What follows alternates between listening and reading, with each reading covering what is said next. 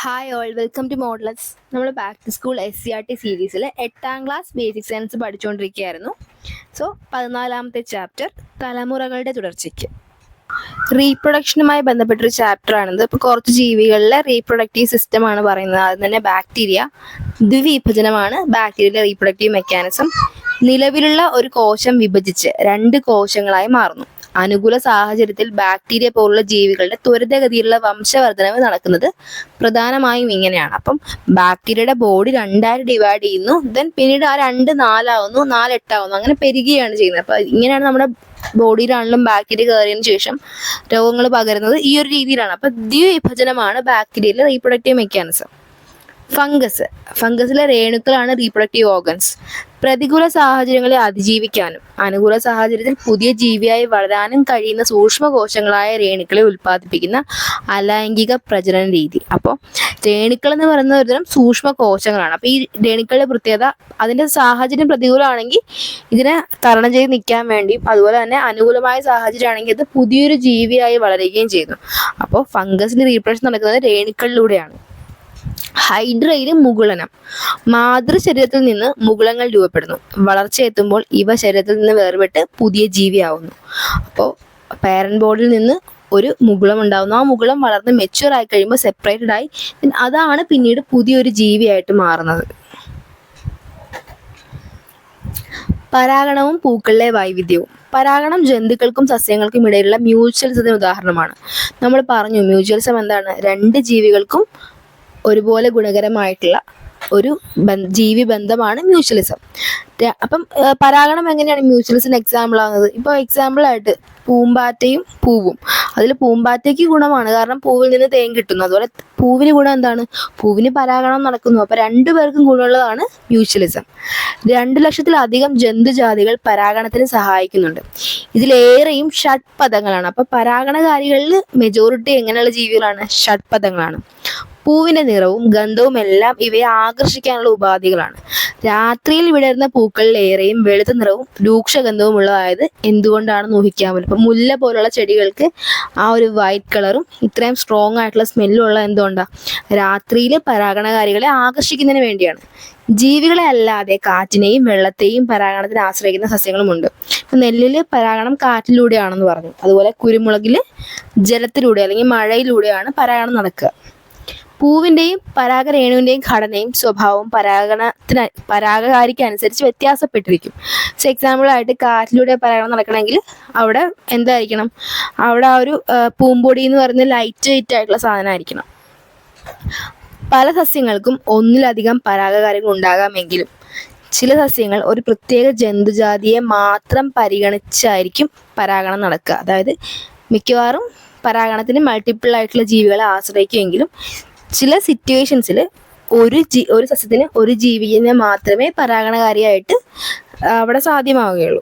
ഈ ജന്തുജാതി ഇല്ലാതാകുന്ന സസ്യത്തിന്റെ നിലനിൽപ്പിനെ അപകടത്തിലാക്കും. അപ്പോൾ ചില കേസുകളിൽ ഒരു സസ്യം ഒരു ജീവിനെ മാത്രമാണ് ആശ്രയിക്കുന്നതെങ്കിൽ ആ ജീവി ഇല്ലാതാവുന്നത് ഈ സസ്യത്തിന്റെ വളർച്ചയെ പോലും ബാധിക്കാറുണ്ട്. പുംബീജവും അണ്ഡവും ചേർന്ന് ബീജ സംയോഗം നടക്കുന്നു എന്ന് നമ്മൾ പറഞ്ഞു. ഇനി പരാഗരേണുവിന് പരാഗണത്തിന് മുമ്പും പരാഗണത്തിന് ശേഷവുമുള്ള അതിൻ്റെ സ്ട്രക്ചർ നമ്മൾ അനലൈസ് ചെയ്യുകയാണെങ്കിൽ, പരാഗണത്തിന് മുമ്പ് ട്യൂബ് ന്യൂക്ലിയസും ജനറേറ്റീവ് ന്യൂക്ലിയസും ഉണ്ടായിരുന്നു. എന്നാൽ പരാഗണത്തിന് ശേഷം പരാഗനാളം കൂടി വളരുന്നതായിട്ട് നമുക്ക് കാണാൻ സാധിക്കും. സോ അത് മനസ്സിലാക്കാൻ നമുക്ക് ആ ഒരു സ്ട്രക്ചറലായിട്ട് അനലൈസ് ചെയ്യാം. എന്താണ് ബീജസംയോഗത്തെക്കുറിച്ച് സ്ട്രക്ചറലി എക്സ്പ്ലെയിൻ ചെയ്തിരിക്കുകയാണ്. പരാഗരേണുവിൽ ജനറേറ്റീവ് ന്യൂക്ലിയസ്, ട്യൂബ് ന്യൂക്ലിയസ് എന്നിങ്ങനെ 2 ന്യൂക്ലിയസുകളുണ്ട്. സോ നിങ്ങൾക്ക് ഒരു പിക്ചർ നോക്കുമ്പോൾ കാണാം ജനറേറ്റീവ് ന്യൂക്ലിയസും. നമുക്ക് ആ ഒരു പിക്ചർ നോക്കുമ്പോൾ മനസ്സിലാവും ജനറേറ്റീവ് ന്യൂക്ലിയസും ട്യൂബ് ന്യൂക്ലിയസും എവിടെയാണെന്ന് കാണാൻ സാധിക്കും. പരാഗണ സ്ഥലത്ത് പതിക്കുന്ന പരാഗരേണുവിൽ നിന്ന് രൂപപ്പെടുന്ന പരാഗനാളി. നമ്മൾ പറഞ്ഞു പരാഗണത്തിന് ശേഷമാണ് പരാഗനാളി രൂപപ്പെടുന്നത്. ഈ പരാഗനാളി അണ്ഡാശയത്തിന് നേരെയാണ് വളരുന്നത്. ഇത് വളരുന്നതോടൊപ്പം പരാഗരേണുവിലെ ന്യൂക്ലിയസുകളും പരാഗനാളിയിലേക്ക് പ്രവേശിക്കുന്നു. പരാഗനാളിയിൽ വെച്ച് ജനറേറ്റീവ് ന്യൂക്ലിയസിന് എന്ത് സംഭവിക്കുന്നു? അത് 2ആയിട്ട് വിഭജിച്ച് 2 പുംബീജങ്ങൾ ഉണ്ടാകുന്നു. എന്നാൽ ട്യൂബ് ന്യൂക്ലിയസിന് എന്ത് സംഭവിക്കുന്നു? ട്യൂബ് ന്യൂക്ലിയസ് ശിഥിലീകരിച്ച് നശിച്ചു പോവുകയാണ് ചെയ്യുന്നത്. ഇനി പരാഗനാളിലൂടെ അണ്ഡാശയത്തിലെത്തുന്ന പുംബീജങ്ങളിൽ ഒന്ന്, നമ്മൾ പറഞ്ഞു 2 പുംബീജങ്ങളുണ്ട് ഇപ്പോൾ, അതിലൊന്ന് അണ്ഡവുമായി യോജിച്ച് സിക്താണ്ഡമായി മാറുന്നു. രണ്ടാമത്തേത് അണ്ഡാശയത്തിലെ പോളാർ ന്യൂക്ലിയസുകളുമായി ചേർന്ന് എൻഡോസ്പേമുമായി മാറുന്നു. അപ്പോൾ ഒന്നാമത്തെ പുംബീജത്തിൽ എന്ത് സംഭവിക്കുന്നു? അണ്ഡവുമായി ചേർന്ന് സിക്താണ്ഡമാകുന്നു. രണ്ടാമത്തേത് പോളാർ ന്യൂക്ലിയസുകളുമായി ചേർന്ന് എൻഡോസ്പേമായിട്ട് മാറുന്നു. ഈ സിക്താണ്ഡമാണ് പിന്നീട് വളർന്ന് ഭ്രൂണമായിട്ട് മാറുന്നത്. എൻഡോസ്പേം എന്തായി മാറുന്നു? പിന്നീട് വളർന്ന് ഭ്രൂണത്തിന്റെ വളർച്ചയ്ക്ക് ആവശ്യമായ സമൃദ്ധാഹാരം അഥവാ സ്റ്റോർഡ് ഫുഡായിട്ട് മാറുന്നത് എന്താണ്? എൻഡോസ്പേം ആണ്. അപ്പൊ ഇനി മനുഷ്യനിലെ പ്രത്യുൽപാദന വ്യവസ്ഥയാണ്. പുരുഷ പ്രത്യുൽപാദന വ്യവസ്ഥയിൽ എന്തൊക്കെ ഉൾപ്പെടുന്നുണ്ട്? ബീജവാഹി, പ്രോസ്റ്റേറ്റ് ഗ്രന്ഥി, ലിംഗം, വൃഷണം ഇവയെല്ലാം ചേരുന്നതാണ് മനുഷ്യനിലെ പുരുഷ പ്രത്യുൽപാദന വ്യവസ്ഥ. ബീജവാഹി എന്താണ്? വൃഷണങ്ങളിൽ നിന്ന് പുംബീജങ്ങളെ മൂത്രനാളിലേക്ക് എത്തിക്കുക എന്നുള്ളൊരു ഡ്യൂട്ടിയാണ് അവരുടേത്, ബീജവാഹിയുടേത്. പ്രോസ്റ്റേറ്റ് ഗ്ലാൻഡ് നമ്മൾ അറിയാം, ഒരു ഗ്രന്ഥി എന്ന് പറയുമ്പോൾ അവിടെ എന്തെങ്കിലും ഒരു സംതിങ് എന്ത് ചെയ്യുന്നുണ്ട്? പ്രൊഡ്യൂസ് ചെയ്യുന്നുണ്ട്, സെക്രേറ്റ് ചെയ്യുന്നുണ്ട്. ബീജങ്ങളുടെ പോഷണത്തിനും ചലനത്തിനും ആവശ്യമായ ഘടകങ്ങൾ അടങ്ങിയ ദ്രവം ഉൽപ്പാദിപ്പിക്കുന്നതാണ് പ്രോസ്റ്റേറ്റ് ഗ്രന്ഥിയുടെ ധർമ്മം. ലിംഗം പ്രത്യേകതരം പേശികളും രക്താറകളും കൊണ്ട് നിർമ്മിക്കപ്പെട്ടതാണ് ലിംഗം.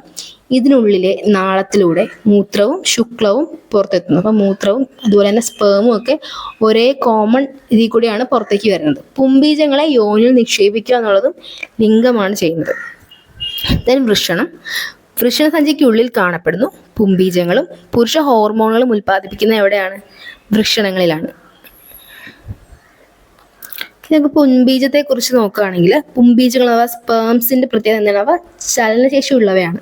സൂക്ഷ്മ കോശങ്ങളാണെങ്കിലും അവയ്ക്ക്, അപ്പോൾ വളരെ ചെറിയ കോശങ്ങളാണെങ്കിലും അവയ്ക്ക് ശിരസ്, ഉടൽ, വാൽ എന്നിങ്ങനെ തരംതിരിക്കാവുന്ന രീതിയിലുള്ള ഭാഗങ്ങളുണ്ട്. വാലുകൾ ഉപയോഗിച്ചാണ് ഇവ ചലിക്കുന്നത്. ഇതിനാവശ്യമായ ഊർജ്ജം നൽകുന്നത് എവിടുന്നാണ്? ഉടൽ ഭാഗത്തെ മൈറ്റോകോൺട്രിയാണ്. നമുക്കറിയാം കോശങ്ങളിൽ ഊർജ്ജം ഉൽപ്പാദിപ്പിക്കുന്നത് മൈറ്റോകോൺട്രിയാണ്. അപ്പോൾ അതുപോലെ പുംബീജങ്ങളിലും മൈറ്റോകോൺട്രിയാണ് അതിന് മൂവ് ചെയ്യാൻ ആവശ്യമായ എനർജി ലഭ്യമാക്കുന്നത്. പിതൃ ക്രോമസോമുകൾ അടങ്ങിയ ന്യൂക്ലിയസ് ശിരസിൽ കാണപ്പെടുന്നു. അപ്പൊ എവിടെയാണ് ന്യൂക്ലിയസ് കാണപ്പെടുന്നത്? പുംബീജങ്ങളിൽ ശിരസിലാണ്. ഇതിലാണ് ഹോർമോണുകൾ, പിതൃ ഹോർമോൺ അടങ്ങിയിരിക്കുന്നത് എവിടെയാണ്? ശിരസിന്റെ ഭാഗത്തുള്ള ന്യൂക്ലിയസിലാണ്. ഉദരാശയത്തിന് പുറത്ത് വൃഷണസഞ്ചികളിലായി കാണപ്പെടുന്ന ഒരു ജോഡി വൃഷണങ്ങളിലാണ് പുംബീജങ്ങൾ രൂപപ്പെടുന്നത്. അപ്പൊ പുംബീജങ്ങൾ പ്രൊഡ്യൂസ് ചെയ്യപ്പെടുന്നത് വൃഷണങ്ങളിലാണെന്ന് നമ്മൾ പറഞ്ഞു. പുരുഷ ലൈംഗിക ഹോർമോണായ ടെസ്റ്റോസ്റ്റിറോൺ ഉൽപ്പാദിപ്പിക്കുന്നതും എവിടെ നിന്ന് തന്നെയാണ്? വൃഷണങ്ങളിൽ നിന്നാണ്. അപ്പോൾ വൃഷണങ്ങളിൽ ടെസ്റ്റോസ്റ്റിറോണും പുംബീജങ്ങളും ഉൽപ്പാദിപ്പിക്കുന്നുണ്ട്. പുംബീജങ്ങളുടെ ഉൽപ്പാദനത്തിന് ശരീര താപനിലയേക്കാൾ കുറഞ്ഞ താപനിലയായിട്ടുള്ള 35 മുതൽ 36 ഡിഗ്രി സെൽഷ്യസ് വരെ ആ ഒരു ടെമ്പറേച്ചർ ഉണ്ടെങ്കിലാണ് പുംബീജങ്ങളുടെ പ്രൊഡക്ഷൻ സാധ്യമാവുക. ഈ താപനില നിലനിർത്താൻ സഹായിക്കുന്നത് വൃഷണ സഞ്ചികളാണ്. പ്രോസ്റ്റേറ്റ് ഗ്രന്ഥി ഉൾപ്പെടെയുള്ള ഗ്രന്ഥികൾ ഉൽപ്പാദിപ്പിക്കുന്ന സ്രവത്തോടൊപ്പം പുംബീജ കോശങ്ങൾ ലിംഗത്തിലെത്തുകയും പുറത്തേക്ക് സ്രവിക്കപ്പെടുകയും ചെയ്യുന്ന പ്രക്രിയയാണ് ശുക്ല വിസർജനം എന്ന് പറയുന്നത്. നെക്സ്റ്റ് സ്ത്രീകളിലെ പ്രത്യുൽപാദന വ്യവസ്ഥയാണ്. എന്തൊക്കെയാണ് ഇവിടെ അടങ്ങിയിട്ടുള്ളത്? അണ്ഡാശയം, അണ്ഡവാഹി, ഗർഭാശയം, എൻഡോമെട്രിയം, യോനി ഇവയെല്ലാം ചേരുന്നതാണ് സ്ത്രീ പ്രത്യുൽപാദന വ്യവസ്ഥ. അണ്ഡാശയം എന്താണ്? അണ്ഡകോശവും സ്ത്രീ ഹോർമോണും ഉൽപ്പാദിപ്പിക്കുന്ന എവിടെയാണ്? അണ്ഡാശയത്തിലാണ്. ദെൻ അണ്ഡവാഹി എന്ന് പറയുമ്പോൾ അണ്ഡത്തെ ഗർഭാശയത്തിലേക്ക് വഹിക്കുന്നു. അതുപോലെ തന്നെ ബീജസംയോഗം നടക്കുന്നത് എവിടെ വെച്ചാണ്? അണ്ഡവാഹിക്കുള്ളിൽ വെച്ചാണ് ബീജസംയോഗം എന്ന പ്രോസസ്സ് നടക്കുന്നത്. ദെൻ ഗർഭാശയം ഭ്രൂണം വളർച്ച പൂർത്തീകരിക്കുന്ന ഭാഗമാണ് ഗർഭാശയം. ദെൻ എൻഡോമെട്രിയം എന്താണ്? ഗർഭാശയ ഭിത്തിയുടെ ഉൾപാളിയെ വിളിക്കുന്ന പേരാണ് എൻഡോമെട്രിയം. ഇതിലാണ് ഭ്രൂണം പറ്റിപ്പിടിച്ച് വളരുന്നത്. ഈ ഒരു എൻഡോമെട്രിയത്തോട് ചേർന്ന് പറ്റിപ്പിടിച്ചാണ് ഭ്രൂണം വളരുന്നത്. യോനി ഗർഭാശയം പുറത്തേക്ക് തുറക്കുന്ന ഭാഗമാണ് യോനി. പുംബീജങ്ങൾ നിക്ഷേപിക്കുന്ന എവിടെയാണ്? നിക്ഷേപിക്കുന്നത് യോനിയിലാണ്. എന്നാൽ ബീജസംയോഗം നടക്കുന്നത് അണ്ഡവാഹിയിൽ വെച്ചാണ്. അണ്ഡകോശം പുംബീജത്തേക്കാൾ വലുതാണ്. അണ്ഡകോശത്തിന് ചലനശേഷിയില്ല. അപ്പം നമുക്കൊരു കമ്പാരിത് പഠിക്കാം. ബീജകോശങ്ങളെക്കാൾ അണ്ഡകോശങ്ങൾക്ക് വലിപ്പമുണ്ട്, പക്ഷേ ബീജകോശങ്ങളെ പോലെ അണ്ഡകോശത്തിന് എന്തില്ല? ചലനശേഷിയില്ല. അണ്ഡത്തിന്റെ കോശസ്തരത്തിന് പുറത്തായി പ്രത്യേക സംരക്ഷണ ആവരണങ്ങളും കാണപ്പെടുന്നു. ഈ ഒരു പിക്ചറിൽ കാണപ്പെടുന്ന പോലെ കോശസ്തരത്തിന് പുറത്തായിട്ടൊരു ബാഹ്യ ആവരണം പോലെ പ്രത്യേക ഒരു കവറിങ് കാണപ്പെടുന്നുണ്ട്. ഉദരാശയത്തിലെ ഒരു ജോഡി അണ്ഡാശയങ്ങളാണ് അണ്ഡങ്ങളെയും സ്ത്രീലൈംഗിക ഹോർമോണുകളായ ഈസ്ട്രജൻ, പ്രൊജസ്റ്ററോൺ എന്നിവയെയും ഉൽപ്പാദിപ്പിക്കുന്നത്. അണ്ഡാശയത്തിൽ വെച്ച് പാകമാകുന്ന അണ്ഡം അണ്ഡാശയത്തിന് പുറത്ത് വരുന്ന പ്രക്രിയയെ വിളിക്കുന്ന പേരാണ് അണ്ഡോത്സർജനം അഥവാ ഓവുലേഷൻ എന്ന് പറയുന്നത്. സാധാരണഗതിയിൽ മാസത്തിൽ ഒരു അണ്ഡമാണ് ഇങ്ങനെ പുറത്തെത്തുന്നത്. അപ്പോൾ ഈ ഒരു ഓവുലേഷൻ പ്രോസസ്സുമായിട്ട് ബന്ധപ്പെട്ടാണ് സ്ത്രീകളിൽ എന്തുണ്ടാകുന്ന ആർത്തവം ഒക്കെ ഉണ്ടാകുന്നത്. സോ അതിനെക്കുറിച്ച് നോക്കാം. ആർത്തവം ഒരു സ്വാഭാവിക പ്രക്രിയ. പെൺകുട്ടികളിൽ ശാരീരിക വളർച്ചയുടെ ഭാഗമായി ഉണ്ടാകുന്ന വളരെ സ്വാഭാവികമായ ഒരു ജൈവ പ്രക്രിയയാണ് ആർത്തവം. പാരമ്പര്യം, ആഹാരശീലങ്ങൾ, ആരോഗ്യസ്ഥിതി, ഹോർമോൺ വ്യതിയാനങ്ങൾ എന്നിവയ്ക്കനുസരിച്ച് ആർത്തവം നേരത്തെയാവുകയോ താമസിക്കുകയോ ചെയ്യാം. അപ്പോൾ പല കാരണങ്ങളുണ്ടാവും. ആർത്തവം ഒരാളിൽ ആദ്യമായി ഉണ്ടാകുന്നത് പല ഫാക്ടേഴ്സിനെ ഡിപ്പെൻഡ് ചെയ്തായിരിക്കും. ആർത്തവത്തിന് മുന്നോടിയായി ചിലപ്പോൾ ചെറിയ നടുവേദനയും അടിവയറ്റിൽ വേദനയും മനംപിരട്ടലും ഒക്കെ അനുഭവപ്പെട്ടേക്കാം. ആർത്തവ ചക്രത്തിന്റെ ദൈർഘ്യം എല്ലാവരിലും ഒരേപോലെ ആയിരിക്കണമെന്നില്ല. എങ്കിൽ പോലും പൊതുവെ നമുക്ക് ജനറലി പറയുകയാണെങ്കിൽ 28 ദിവസത്തിനൊരിക്കൽ ആവർത്തിക്കുന്ന ആർത്തവ ചക്രം ആദ്യത്തെ 1-2 വർഷം ക്രമം തെറ്റി വന്നേക്കാം. എന്നാൽ തുടർച്ചയായി ക്രമരഹിതമാവുകയാണെങ്കിൽ വൈദ്യസഹായം തേടണം. ആർത്തവകാല ശുചിത്വങ്ങൾ പാലിക്കേണ്ടതും പ്രധാനമാണ്. 45-50 വയസ്സോടെ ആയിരിക്കും ഈ ഒരു പീരിയോഡിക് സൈക്കിൾ എന്ത് ചെയ്യുന്നത്, സ്റ്റോപ്പ് ആവുന്നത്. ആർത്തവ ചക്രം സ്റ്റോപ്പ് ചെയ്യുന്നത് 45-50 വയസ്സ് ആ ഒരു ഏജ് എത്തുമ്പോഴായിരിക്കും. എല്ലാ മാസവും അണ്ഡോൽപാദനത്തോടൊപ്പം ഭ്രൂണ വളർച്ചയ്ക്ക് വേണ്ട തയ്യാറെടുപ്പുകളും ഗർഭാശയത്തിൽ സംഭവിക്കുന്നുണ്ട്. ഗർഭാശയത്തിനുള്ളിലെ എൻഡോമെട്രിയം എന്ന ആന്തരപാളിയുടെ കനം കൂടുകയും കൂടുതൽ രക്തലോമികകളും ഗ്രന്ഥികളും രൂപപ്പെടുകയും ചെയ്യും. അപ്പം എല്ലാ മാസവും ബീജസംയോഗം നടക്കാനും അതിനുശേഷമുള്ള ഭ്രൂണത്തെ പ്രൊട്ടക്ട് ചെയ്യാനും ഒക്കെ വേണ്ടി ഒരു തയ്യാറെടുപ്പ് ഗർഭാശയത്തിനുള്ളിൽ സംഭവിക്കുന്നുണ്ട്. എന്നാൽ ബീജസംയോഗം നടന്നില്ലെങ്കിൽ ഈ മുന്നൊരുക്കങ്ങളൊക്കെ വെറുതെ ആവുന്നു. അതുകൊണ്ട് പുതുതായി രൂപപ്പെട്ട ഈ കലകൾ നശിക്കുകയും ഗർഭാശയ ഭിത്തിയിൽ നിന്ന് അടർന്നു മാറുകയും ചെയ്യുന്നു. രക്തത്തോടൊപ്പം ശ്ലേഷ്മത്തോടുമൊപ്പം ഈ കലകൾ യോനിയിലൂടെ പുറന്തള്ളപ്പെടുന്നു. ഈ പ്രക്രിയയാണ് ആർത്തവം. അപ്പോൾ ബീജസംയോഗം നടന്നില്ല എങ്കിൽ ഇങ്ങനെ ഉണ്ടാകുന്ന തയ്യാറെടുപ്പുകളെല്ലാം കൂടെ വേണ്ടാതെയാവുന്നു. അപ്പം അങ്ങനെ രക്തവും ശ്ലേഷ്മവും ഈ പറഞ്ഞ കലകളും എല്ലാം കൂടി പുറന്തള്ളപ്പെടുന്ന പ്രക്രിയയാണ് ആർത്തവം. ഇത് 3 ദിവസം മുതൽ 7 ദിവസം വരെ അവർ ഇൻഡിവിജ്വലും ഡിപ്പെൻഡ് ചെയ്ത് ഇതിൻ്റെ ഡ്യൂറേഷൻ മാറിയേക്കാം. ഇനി ബീജസംയോഗം നടക്കുകയാണെങ്കിൽ അണ്ഡാശയത്തിൽ നിന്ന് ഉത്സർജിക്കപ്പെടുന്ന അണ്ഡം അണ്ഡവാഹിയിലെത്തുന്നു. ഇവിടെ വെച്ച് പുംബീജവുമായി സംയോജിച്ച് സിക്താണ്ഡം അഥവാ സൈഗോട്ട് രൂപപ്പെടുന്നു. ഇതിനെയാണ് നമ്മൾ ബീജസംയോഗം അഥവാ ഫെർട്ടിലൈസേഷൻ എന്ന് വിളിക്കുന്നത്. അനേകം പുംബീജങ്ങൾ അണ്ഡവാഹിയിൽ എത്തിച്ചേരുമെങ്കിലും ഒരെണ്ണം മാത്രമേ അണ്ഡവുമായി കൂടിച്ചേരുകയുള്ളൂ.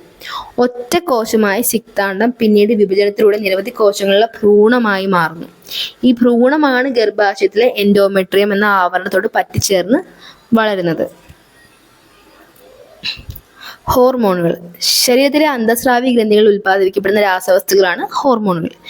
വിവിധ ജീവപ്രവർത്തനങ്ങളെ നിയന്ത്രിക്കുകയും ഏകോപിപ്പിക്കുകയും ചെയ്യുന്നത് ഹോർമോണുകളാണ്. അതിനാൽ ഹോർമോണിന്റെ ഉൽപ്പാദനത്തിലെ ഏറ്റക്കുറച്ചിലുകൾ ജീവപ്രവർത്തനങ്ങളെ ഗണ്യമായി സ്വാധീനിക്കുന്നു. ഹോർമോണുകളെ കുറിച്ച് നമ്മൾ ഡീറ്റെയിൽ ആയിട്ട് വരും ക്ലാസ്സുകളിൽ പഠിക്കുന്നുണ്ട്. പ്ലാസെന്റ. ഭ്രൂണം എൻഡോമെട്രിയത്തിൽ പറ്റിച്ചേർന്ന് വളരുന്ന ഭാഗമാണ് പ്ലാസെന്റ.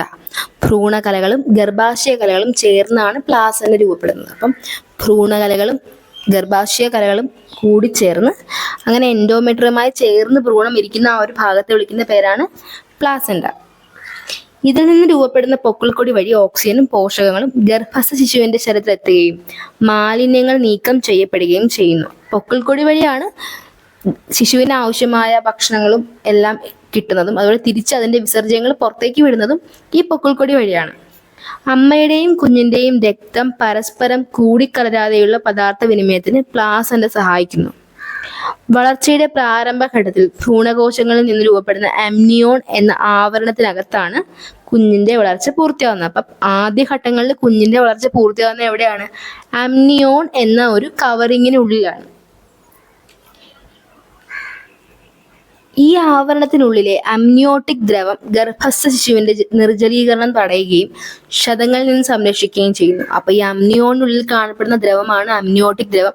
ഇത് എങ്ങനെയാണ് ഹെൽപ്പ് ചെയ്യുക? ഒന്ന്, ശിശുവിന്റെ നിർജ്ജലീകരണം, ഡീഹൈഡ്രേഷൻ ഉണ്ടാവാതിരിക്കാനും അതുപോലെ തന്നെ ബാഹ്യക്ഷതങ്ങളിൽ നിന്ന് ഒരു പ്രൊട്ടക്ഷൻ പോലെയും ഈ ഒരു അമ്നിയോട്ടിക് ദ്രവം ആക്ട് ചെയ്യുന്നുണ്ട്. 270 മുതൽ 280 ദിവസമാണ് മനുഷ്യനിലെ ശരാശരി ഗർഭകാലം എന്ന് പറയുന്നത്. ഈ കാലയളവിനുള്ളിൽ ഗർഭാശയത്തിനുള്ളിൽ വെച്ച് ക്രമാനുഗതമായ മാറ്റങ്ങളിലൂടെ വളർച്ച പൂർത്തിയാകുന്ന ഗർഭസ്ഥ ശിശു യോനി നാളത്തിലൂടെ പുറത്തേക്ക് വരുന്നു. ഇതിനെയാണ് നമ്മൾ പ്രസവം എന്ന് പറയുന്നത്. ഗർഭസ്ഥ ശിശുവിന്റെ വളർച്ചയും ജനനവും സങ്കീർണമായ പ്രക്രിയകളാണ്. ശാരീരികമായും മാനസികമായും പക്വതയാർജിച്ച സ്ത്രീകൾക്ക് മാത്രമേ ഈ മാറ്റങ്ങൾ ഉൾക്കൊള്ളാനും ആരോഗ്യമുള്ള കുഞ്ഞിന് ജന്മം നൽകാനും കഴിയൂ. അപ്പോൾ ഇതൊരു കോംപ്ലക്സ് പ്രോസസ്സാണെങ്കിൽ നമ്മൾ അത്ര പ്രിപ്പറേഷൻ ആവശ്യമുണ്ട്. മെൻ്റലിയും ഫിസിക്കലിയും പ്രിപ്പയർ ആയതിനു ശേഷം മാത്രമായിരിക്കും നമ്മൾ ഇതിന് റെഡി ആകാവുള്ളൂ എന്നൊരു മെസ്സേജാണ് ഇവിടെ പറഞ്ഞിരിക്കുന്നത്. കൗമാര കാലഘട്ടത്തിൽ ആൺകുട്ടികളിലും പെൺകുട്ടികളിലും ഉണ്ടാകുന്ന ശാരീരിക മാറ്റങ്ങളാണ് ഇവിടെ ലിസ്റ്റ് ചെയ്തിരിക്കുന്നത്. ആൺകുട്ടികളിൽ വളർച്ച ത്വരിതപ്പെടുന്നു. ഇപ്പൊ രണ്ടുപേരിലും കോമൺ ആയിട്ടുള്ള കാര്യമാണ് വളർച്ച ത്വരിതപ്പെടുന്നു. പെട്ടെന്നൊരു വളർച്ച ഉണ്ടാകുന്ന ഒരു കാലഘട്ടമാണിത്. ലൈംഗികാവയവങ്ങളുടെ വളർച്ച ദ്രുതഗതിയിലാവുന്നു. അതും രണ്ടുപേർക്കും കോമൺ ആയിട്ടുള്ള കാര്യമാണ്. ശരീരത്തിലെ വിവിധ ഭാഗങ്ങളിൽ ജനനേന്ദ്രിയ ഭാഗം, കക്ഷം, മുഖം, മാറി ഇവിടെയൊക്കെ രോമങ്ങൾ വളരുന്നത് ആൺകുട്ടികളിൽ. പെൺകുട്ടികളിൽ ജനനേന്ദ്രിയ ഭാഗത്തും കക്ഷത്തിലും രോമങ്ങൾ വളരുന്നു. ശബ്ദത്തിന് ഗാംഭീര്യം കൂടുന്നു ആൺകുട്ടികളിൽ, എന്നാൽ ശബ്ദ സൗകുമാര്യം കൂടുന്നു. കുറച്ചും കൂടി ടോൺഡ് ആവുന്നത് പെൺകുട്ടികളിലാണ്. ആൺകുട്ടികളിൽ ഗാംഭീര്യം കൂടുന്നു. ആൺകുട്ടികളിൽ ത്വക്കിലെ ഗ്രന്ഥികളുടെ പ്രവർത്തനം വർദ്ധിക്കുന്നു. പെൺകുട്ടികളിൽ ത്വക്കിലെ ഗ്രന്ഥികളുടെ പ്രവർത്തനം വർദ്ധിക്കുന്നു. അതോടൊപ്പം തന്നെ സ്ഥാന വളർച്ചയും ഉണ്ടാവുന്നു. ആൺകുട്ടികളിൽ തോളെല്ലുകൾക്ക് വികാസം സംഭവിക്കുന്ന ആ സമയത്ത് പെൺകുട്ടികളിൽ ഇടുപ്പെല്ലുകൾക്കാണ് വികാസം സംഭവിക്കുന്നത്. ആൺകുട്ടികളിൽ ശുക്ല വിസർജനം ആരംഭിക്കുന്നു, പെൺകുട്ടികളിൽ ആർത്തവവും ആരംഭിക്കുന്നു. അപ്പോൾ ഈ കൗമാര കാലഘട്ടത്തിൽ ഉണ്ടാകുന്ന ഒരു പ്രധാനപ്പെട്ട രോഗാവസ്ഥയാണ് അനീമിയ. ചുവനിരത്താണുക്കളിലെ വർണ്ണവസ്തുവായ ഹീമോഗ്ലോബിന്റെ കുറവ് മൂലമോ അല്ലെങ്കിൽ റെഡ് ബ്ലഡ് സെൽസിന്റെ കുറവ് മൂലമോ ഒക്കെ ഉണ്ടാകുന്ന രോഗമാണ് അനീമിയ അഥവാ വിളർച്ച എന്ന് പറയുന്നത്.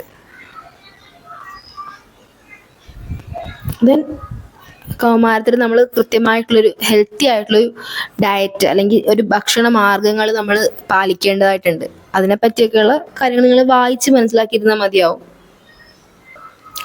മറ്റൊരു കാര്യം, ഈ ഒരു ഒറ്റ പോയിന്റ് ഓർത്താൽ മതി. കൗമാര കാലത്ത് നമ്മൾ ഒരുപാട് ബ്യൂട്ടി കോൺഷ്യസ് ആവാറുണ്ട്. നമ്മൾ സ്വയം സെൽഫ് കോൺഷ്യസ് ആവുന്ന ഒരു കാലഘട്ടമാണ്. അതുകൊണ്ട് തന്നെ നമ്മൾ ഓവറായിട്ട് കൊമേഴ്ഷ്യൽ ആയിട്ടുള്ള പല ബ്യൂട്ടി സ്റ്റാൻഡേർഡിന്റെ പുറകെയും പോകുന്നുണ്ട്. അപ്പം അതിന്റെ ഭാഗമായിട്ട് ശരീരം മെലിയാനായി ഭക്ഷണം കഴിക്കാതിരിക്കുന്നത് മൂലം ഭക്ഷണത്തോട് വിരക്തി ഉണ്ടാവുന്ന ഒരു അവസ്ഥയാണ് അനോറെക്സിയ. അപ്പം അനോറെക്സിയ എന്താണ്? ഭക്ഷണത്തോട് വിരക്തി ഉണ്ടാവുന്ന രോഗാവസ്ഥയാണ് അനോറെക്സിയ എന്ന് ഓർത്തിരിക്കുക.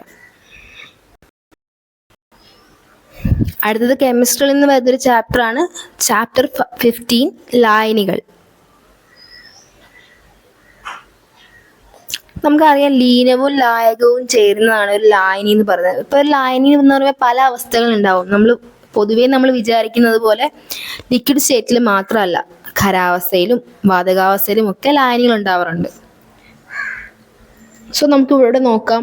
ഒരു എക്സാമ്പിൾ ആയിട്ട് പിച്ചള, സിങ്കും ചെമ്പും ചേരുന്നതാണ് പിച്ചള. അപ്പൊ ഇവിടെ രണ്ടും ലീനവും ലായകവും ഖരാവസ്ഥയിലുള്ളവയാണ്. അതുകൊണ്ട് ലായനിയുടെ അവസ്ഥ എന്ത് തന്നെ ആയിരിക്കും?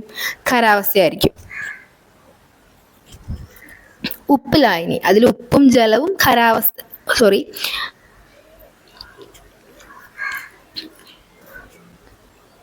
ഉപ്പ് ലായനി, അതിൽ ഉപ്പ് എന്ന് പറയുന്നത് ലീനമാണ്, അത് ഖരാവസ്ഥയിലും, ജലം ലായകമാണ്, അത് ദ്രാവകാവസ്ഥയിലുമാണ്. അപ്പൊ ലായനിയുടെ അവസ്ഥ എന്ത് തന്നെയാണ്? ദ്രാവകാവസ്ഥയായിരിക്കും. ഇപ്പോഴും നമ്മൾ കോമൺ ആയിട്ട് മനസ്സിലാക്കിയിരിക്കേണ്ട ഒരു കാര്യം, ലായകത്തിന്റെ അവസ്ഥ എന്താണോ അതായിരിക്കും ലായനിയുടെ അവസ്ഥയും. ലായകം ഖരമാണെങ്കിൽ ലായനി ഖരമായിരിക്കും, ലായകം ദ്രാവകമാണെങ്കിൽ ലായനി ദ്രാവകമായിരിക്കും.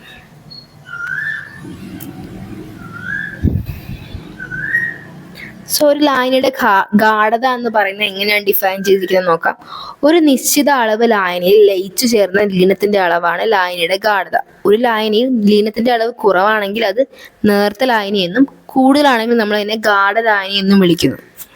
അപ്പോൾ ലായനിയുടെ ഗാഢത നമ്മൾക്ക് ഡിഫൈൻ ചെയ്യാനായിട്ട് ഉപയോഗിക്കുന്ന രണ്ട് രീതികളാണ്. ഒന്ന് മാസ് പെർസെൻറ്റേജ് വഴി നമുക്ക് ഉപയോഗിക്കാം. കാരണം എന്താണ് മാസ് പെർസെൻറ്റേജ്? ലീനത്തിന്റെ മാസ് ഡിവൈഡ് ബൈ ലായനിയുടെ മാസ് ഇൻറ്റു 100. ഒരു പെർസെൻറ്റേജ് ആയിട്ട് നമ്മൾ റെപ്രസെന്റ് ചെയ്യുന്ന രീതിയാണ് മാസ് പെർസെൻറ്റേജ്. എന്നാൽ എന്താണ് പാർട്സ് പെർ മില്യൺ അഥവാ PPM? ലീനത്തിന്റെ അളവ് വളരെ കുറവാണെങ്കിൽ നമുക്ക് ppm ഉപയോഗിച്ചാണ് ഇൻഡിക്കേറ്റ് ചെയ്യാൻ സാധിക്കും. അതായത് ഒരു നിശ്ചിത മാസ് ലായനി നമ്മൾ ദശലക്ഷം, മില്യൺ അഥവാ ദശലക്ഷം പാർട്സ് ആക്കി ഡിവൈഡ് ചെയ്യുവാണെങ്കിൽ അതിൽ എത്ര പാർട്ട് എന്ന രീതിയിലാണ് നമ്മൾ പാർട്സ് പെർ മില്യൺ പറയുന്നത്. ഇപ്പം എക്സാമ്പിൾ ആയിട്ട് കുടിവെള്ളത്തിൽ അനുവദനീയമായ ക്ലോറിന്റെ അളവ് 4 ppm ആണ്. അപ്പൊ ഇങ്ങനെ ചെറിയ അളവുകളൊക്കെ പ്രസ്താവിക്കാനാണ് നമ്മൾ ppm ഉപയോഗിക്കുക. അതുപോലെ ലായനിയുടെ ഗാഢത സൂചിപ്പിക്കാനുള്ള മറ്റ് തോതുകളാണ് വോളിയം പെർസെൻറ്റേജ്, മൊളാലിറ്റി, നോർമാലിറ്റി എന്നിവയൊക്കെ. അപ്പോൾ ഇതെല്ലാം എന്ത് മനസ്സിലാക്കിയിരിക്കുക? ഗാഢത സൂചിപ്പിക്കാൻ നമ്മൾ ഉപയോഗിക്കുന്ന തോതുകളാണ് mass percentage, parts per million, volume percentage, molality, normality.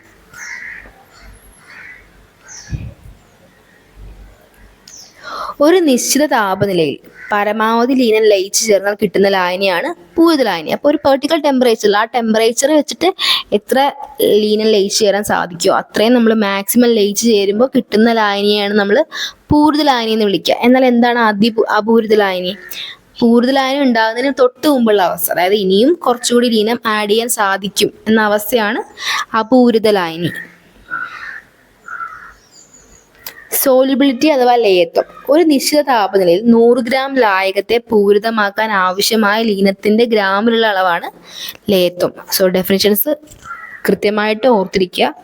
ഒരു നിശ്ചിത താപനിലയിൽ 100 ഗ്രാം ഉള്ള ലായകത്തിനെ പൂരിത ലായനി ആക്കണമെങ്കിൽ നമ്മൾ എത്രമാത്രം ലീനം ആഡ് ചെയ്ത് കൊടുക്കാൻ സാധിക്കും, അതിന്റെ അളവാണ്, അതിന്റെ ഗ്രാമിലുള്ള അളവാണ് ലയത്വം അഥവാ സോലിബിലിറ്റി. ഒരു ലായകത്തിൽ ലയിക്കാവുന്ന മാക്സിമം പരമാവധി ലീനം ലയിച്ചു ചേർന്ന ലായനിയെ നമ്മൾ അതിപൂരിത ലായനി എന്ന് വിളിക്കുന്നു. അപ്പൊ എന്താണ് പൂരിത ലായനിയും അതിപൂരിത ലായനിയും തമ്മിലുള്ള വ്യത്യാസം?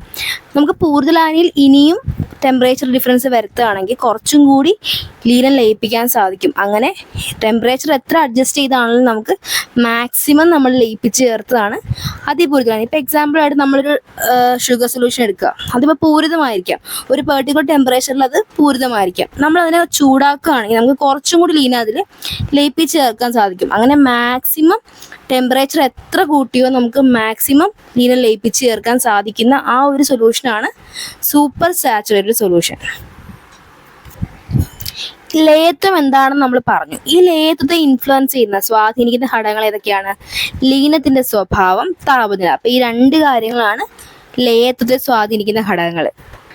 മിശ്രിതങ്ങളെ നമുക്ക് ഏകാത്മക മിശ്രിതങ്ങളെന്നും ഭിന്നാത്മക മിശ്രിതങ്ങളെന്നും 2ആയിട്ട് തരംതിരിക്കാൻ സാധിക്കും. എന്താണ് ഏകാത്മക മിശ്രിതങ്ങൾ? ആ പേര് പറയുന്ന പോലെ തന്നെ ഒരു മിശ്രിതത്തിന്റെ എല്ലാ ഭാഗത്തും ഘടകങ്ങൾ ഒരേ അനുപാതത്തിലാണ് ചേർന്നിരിക്കുന്നതെങ്കിൽ അതാണ് ഏകാത്മക മിശ്രിതം. എക്സാമ്പിൾ പഞ്ചസാര ലായനി, ഉപ്പ് ലായനി, ഇതിലൊക്കെ നമ്മൾ എവിടെ നിന്ന് എടുത്ത് നോക്കിയാലും ആ ഒരു ടേസ്റ്റ് അല്ലെങ്കിൽ അതിൻ്റെ ഒരു കോമ്പോസിഷൻ സെയിം ആയിരിക്കും.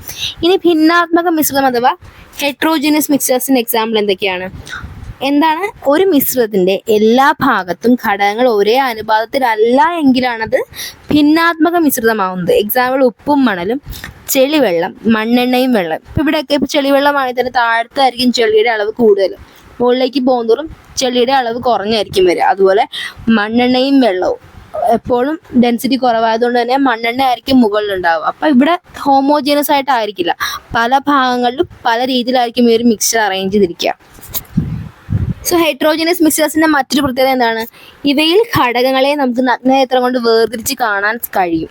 ഇപ്പോൾ ഒരു പഞ്ചസാര ലായനിയിൽ നിന്ന് നമുക്ക് പഞ്ചസാരയെ വേർതിരിച്ച് കാണുക എന്നുള്ളത് എളുപ്പമല്ല, അല്ലെങ്കിൽ സാധിക്കില്ല. എന്നാൽ ഒരു മണ്ണെണ്ണയും വെള്ളവും ചേർന്ന മിക്സ്ചറിൽ നമുക്ക് തീർച്ചയായിട്ടും മണ്ണെണ്ണയെയും വെള്ളയെയും സെപ്പറേറ്റ്ലി കാണാൻ സാധിക്കും. മിശ്രിതങ്ങളെ വേർതിരിക്കുന്ന മറ്റൊരു രീതിയാണ് യഥാർത്ഥ ലായനി, കൊളോയിഡ്, സസ്പെൻഷൻ എന്നിങ്ങനെയുള്ള 3 വിഭാഗങ്ങളായിട്ട് നമുക്ക് മിശ്രിതങ്ങളെ തരംതിരിക്കാൻ സാധിക്കും. അപ്പം അതിൻ്റെ ഒരു ബേസ് എന്താണ് യഥാർത്ഥ ലായനി, അല്ലെങ്കിൽ എങ്ങനെയുള്ള വസ്തുക്കളാണ് നമ്മൾ യഥാർത്ഥ ലായനി എന്ന് വിളിക്കുക? ലായനികളിൽ ലീന കണികകളുടെ വലിപ്പം വളരെ കുറവായതിനാലാണ് കണികൾ നഗ്നനേത്രങ്ങളോട് കാണാൻ കഴിയാത്തത്. ഇവയിലെ കണികൾ അതിസൂക്ഷ്മങ്ങളായതിനാൽ അവയ്ക്ക് പ്രകാശത്തെ വിസരിപ്പിക്കാൻ കഴിയുന്നില്ല, അതുകൊണ്ട് പ്രകാശബാധ കാണാൻ കഴിയുന്നില്ല. അപ്പോൾ യഥാർത്ഥ ലായനിയുടെ പ്രത്യേകതയാണ് അതിൽ ലീനകണികളുടെ വലിപ്പം വളരെ കുറവുമായിരിക്കും.